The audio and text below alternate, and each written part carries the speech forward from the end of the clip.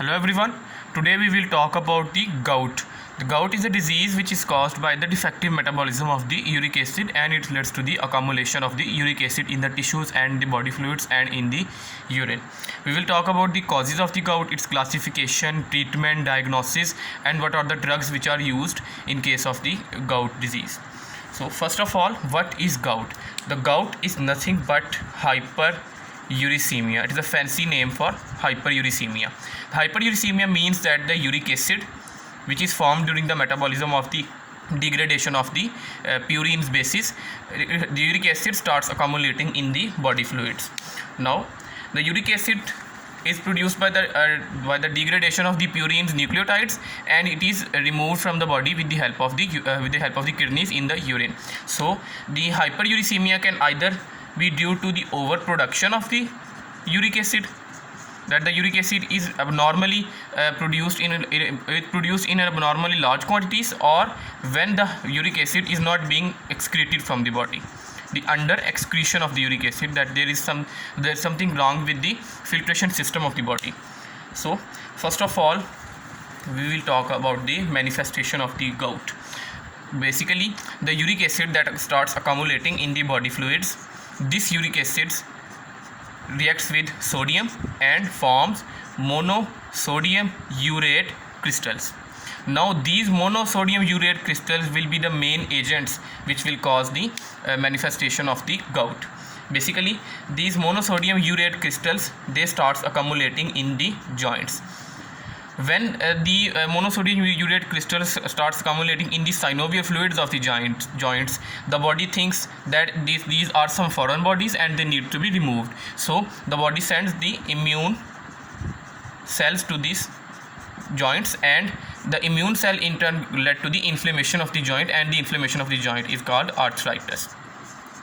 This arthritis is the striking feature of the gout or the hyperuricemia. The second effect that this monosodium urate crystals cause is that they form some masses, that they become solid and they form some masses. The masses are given a fancy name called the tophi, and then these tophi start depositing in the soft tissues of the body, which means that the collagen or the other connective tissue of the body will be accumulating with the tophi of the monosodium urate crystals, and in this way the gout will be called the tophaceous gout. Okay, now the third effect of the uric acid accumulation in the body occurs at the level of the filtration, that when there is a large quantity of the uric acid is being produced, then this uric acid becomes solidify, and it starts accumulating in the urinary system, particularly in the kidneys or in the ureter or even in the bladder and urethra. So urolithiasis will be observed, which means that the uric acid stones will be formed, and it will lead to the formation of the kidney stones. Okay, now first thing first, that hyperuricemia is not always associated with gout, but gout is always accompanied by hyperuricemia. Okay, now let's talk about the diagnosis of the gout. We will talk about only the biochemical basis of the diagnosis, not the clinical diagnosis. The gout is diagnosed by the arthrocentesis, which means that a needle is inserted inside a joint cavity and a synovial fluid is drained, aspirated, and this synovial fluid is when seen under the microscope, it contains the monosodium urate crystals, and the crystals are needle shaped. Now let's talk about the causes of the gout or hyperuricemia. As I told you in the start, that the gout is caused either by the under secretion of the uric acid or by the overproduction of the uric acid. In 90% of the cases, the gout is caused by the under secretion of the uric acid, and the under secretion of the uric acid can in turn be caused by three main causes. The primary cause is idiopathic. Idiopathic means that we are idiots, being not able to identify their cause. And secondary can be due to kidney problems, that there is some problem with the filtration system of the body. And the third is environmental, that there are some environmental agents which are interfering with the filtration system of the body, so that the uric acid is not being excreted in normal quantities. So the primary is idiopathic, so we don't know the cause. The secondary is kidney problems. Now first of all, the kidney problems, of course they can be kidney failure or anything that is interfering with the reabsorption process of the kidney. And another cause is lactic acidosis. Any metabolic effect that increases the lactic acid in the body, it will almost always result in hyperuricemia. For example, there is a disease called Vaughan-Jancke disease. In Vaughan-Jancke disease, there is a defective metabolism of the glycogen, so that the glycogen breakdown does not directly lead to the formation of the glucose because of defective enzyme, and in this way the glycogen metabolism is diverted toward the lactic acid formation, and the lactic acid is produced in large quantities in the body. So when the lactic acid is being produced in large quantities, it will compete with the uric acid. It will compete with the uric acid for reabsorption, and when the lactic acid is present in the large quantities in the kidney tubules, the uric acid will be reabsorbed. So when it is being reabsorbed, it will not be excreted. So when it will not be excreted, it will start accumulating in the body fluids, and in this way it will lead to the formation of the monosodium urate crystals, leading to the manifestation of gout. And let's talk about now the third factor, that is what are the environmental factors which can result in the manifestation of gout. The environmental factors can be some drugs. For example, there are some diuretics that are used to decrease the blood pressure in some clinical settings. These diuretics are called the thiazide diuretics. The detailed mechanism of the thiazide diuretics will be studied in renal physiology. So for now you will have to remember that the thiazide diuretics led to the increased reabsorption of urate crystals. One proposed mechanism is that the thiazide are acid and the uric acid is of course also an acid. So both of these acids, when the thiazide is being absorbed, then the urate are also being absorbed, but that is only a proposed mechanism. A third factor is lead. When there is lead poisoning, it is also associated with the formation of the uric acid crystals. Now again the exact mechanism is still unknown. Now let's talk about the overproduction of the uric acid. And the overproduction of the uric acid, it results in gout in only 10% of the cases. First of all, it is also idiopathic, that there is no known cause, and then it can be due to the deficiency of some enzymes. The second cause of the gout can be the defective enzyme called the phosphoribosyl pyrophosphate. The phosphoribosyl pyrophosphate synthase. The phosphoribosyl pyrophosphate synthase enzyme is the enzyme that metabolizes the first step in the purine synthesis, and it results in the formation of phosphoribosyl pyrophosphate from ribose phosphate. Okay, now in contrary to the normally encountered enzyme metabolism, in which the enzyme activity is decreased or the enzyme is deficient, here the enzyme activity is increased. And how it is increased? It can be increased by three ways.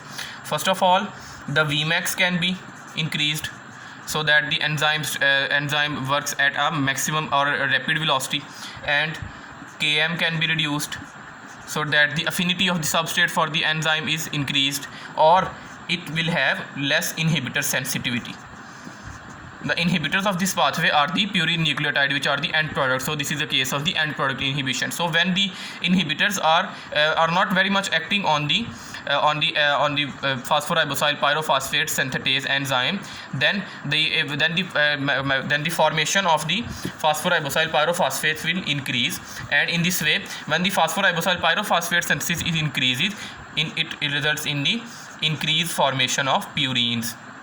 When the purines are formed in excess quantities, of course they will be excreted in large quantities, and they will be degraded in large quantities, and when they will be degraded in large quantities, it will result in the increased in uric acid formation in the body. Another thing that I would like to mention is that there is a relationship between the Lesch-Nyhan syndrome and the gout. Both of these diseases are manifested in the form of hyperuricemia. But in case of the Lesch-Nyhan syndrome, there is a defective metabolism of the purine salvage pathway. But here in case of the gout, there is the defective metabolism of the purine degradation. Okay, now let's talk about the treatment of the gout. For the treatment of the gout, there are a number of drugs which are used. I will not go into detail of the pharmacology of these drugs, but just I will mention what are the mechanism by which these drugs reduce the effects of gout. The first drug is colchicine.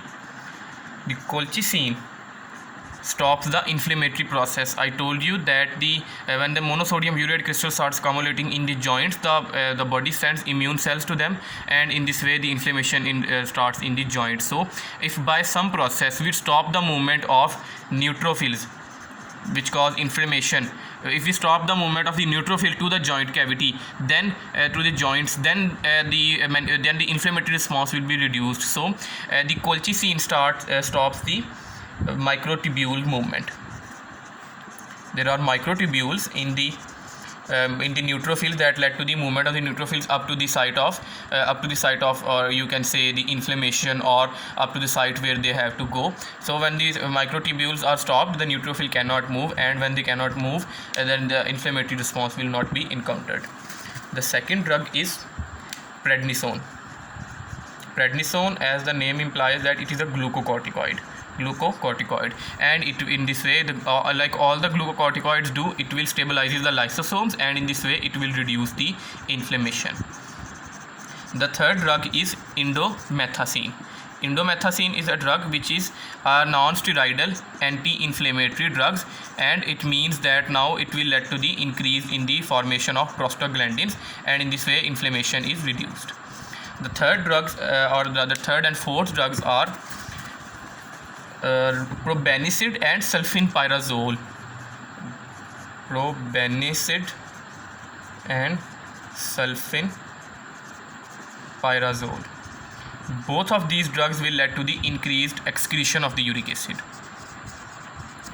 Okay, now most important drugs up till now we have talked about the drugs, and from all of them this one is very important, and the drug is called the allopurinol. The allopurinol is basically, when it is administered, it is converted into its metabolite called the oxypurinol. Now what will oxypurinol do? Basically, during the degradation of the purine nucleotides, the hypoxanthine is first converted into xanthine, and then xanthine is converted into uric acid.